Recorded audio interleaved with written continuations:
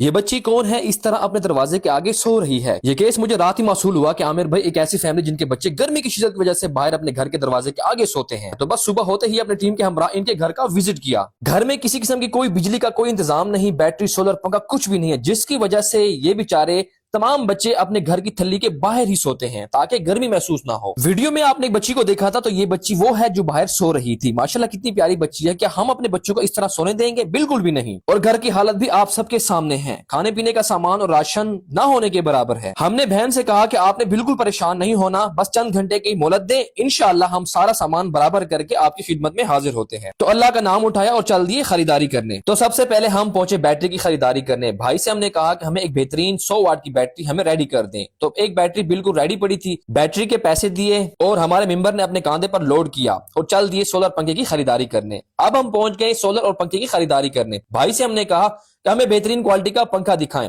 بھائی نے ہمیں بہترین کوالٹی کا پنکھا دکھایا، تو ہم نے کہا کہ ہمیں چلا کے دکھائیں۔ ماشاءاللہ آپ دیکھ سکتے ہیں کتنی زبردست ہوا دے رہا ہے۔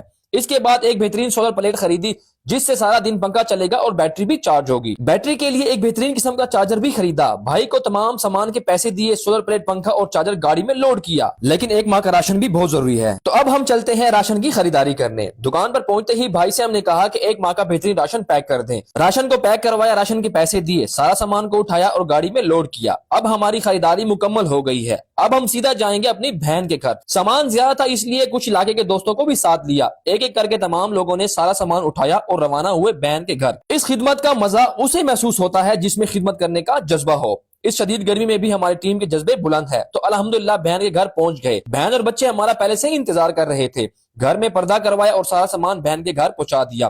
سارے سامان کو الگ کیا، بیٹری اور پنکھے کی فٹنگ کا کام شروع کیا۔ تو ماشاءاللہ آپ دیکھ سکتے ہیں پنکھے کی بہترین ہوا آ رہی ہے۔ آپ بچوں کے چہرے پہ خوشی دیکھ کر بخوبی اندازہ لگا سکتے ہیں کہ ان کو اس وقت اس پنکھے کی کتنی زیادہ ضرورت تھی۔ اس گھر میں اتنی گرمی تھی کہ بچے بار بار اپنے جسم پر پانی ڈال رہے تھے تاکہ کپڑے گیلے ہوں اور ہمیں گرمی نہ لگے۔ تو الحمدللہ اب ان کا دن اور رات دونوں کا بہترین انتظام ہو گیا۔ ایک ماہ کا راشن بھی مکمل مل گیا۔ بہن نے تمام ڈونرز کے لیے اور ہماری ٹیم کے لیے بہت ساری دعائیں کی۔ تو پاکستانیوں، ایسے بہت سارے گھرانے اس وقت ہماری مدد کے منتظر ہیں۔ آپ سب کے تعاون سے ہی یہ سب کچھ ممکن ہو رہا ہے۔ اپنا تعاون جاری رکھیں۔ 4 دن کی زندگی ہے، نہ جانے اللہ پاک کو کون سی چیز پسند آئے، ہماری دنیا بھی سنور جائے اور آخرت بھی سنور جائے۔ جہاں بھی رہیں خوش رہیں، اللہ نگہبان۔